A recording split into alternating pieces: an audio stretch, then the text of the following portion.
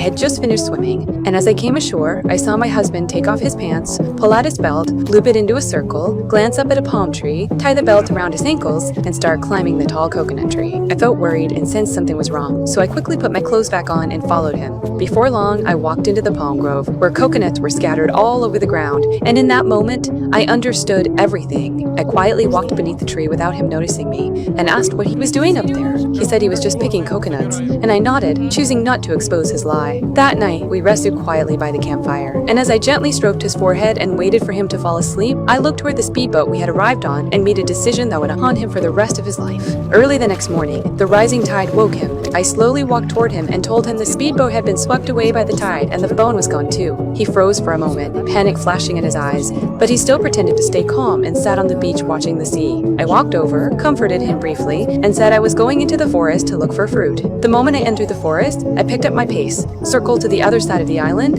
and slipped into a hidden cave. In truth, the boat had never been swept away, and my plan was simple. Since he wanted to betray me, I would hide the boat and the phone and trap us both on this deserted island forever. That evening, we lay on the beach drinking the wine we had brought, and although he looked calm on the surface, I could tell he was panicking inside. Just then, he suddenly noticed the speedboat key hanging around my neck, and in that instant, he understood everything. Early the next morning, he woke up very early and said he needed to use the bathroom. I immediately felt alert and reached for my chest, only to realize the key was gone. As I tried to stand up, I fell hard to the ground and saw that my right foot had been tightly bound with vines. By the time I realized what was happening, he was already walking toward the speedboat he had secretly located the night before. I had already freed my wrists and didn't chase after him, watching as he waved at me smugly and sped away. What he could never imagine was that beneath the speedboat trailed a long rope with the other end firmly tied to a reef on the seabed. As the boat sped farther away, the rope suddenly pulled tight.